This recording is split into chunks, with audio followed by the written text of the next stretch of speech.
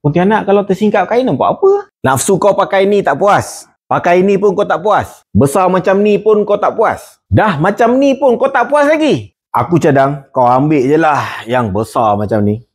Ni kalau tak puas juga tak tahu nak kata dah. Ini dah semula. Ini dah boleh kata kipas industrial tau yang boleh kita bawa pergi outdoor. Nak on dia dekat button ni kita pusingkan je. Angin dia puas babe. Dia ni nak guna dia simple je. On dan tala. Paling tinggi dia boleh pun kita bengkok-bengkokkan kepala dia je.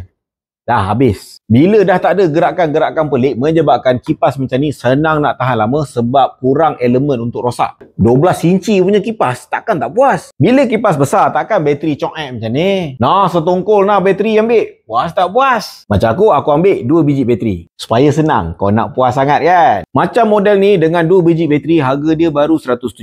Jangan kata beraktiviti rekreasi di outdoor lah. Boleh je digunakan untuk buat kerja-kerja luar. Contohlah buat wiring ke. Kalau buat sate lepas tak? Aku rasa lepas lah. Dari sudut speed dia pula, bukannya dia guna 1, 2, 3, 4. Kita boleh pusingkan je. Kita boleh pusingkan dan dia akan ikut speed yang kita nak. Dekat sebelah kiri dia ni ada satu switch. Bila kita on, ada lampu.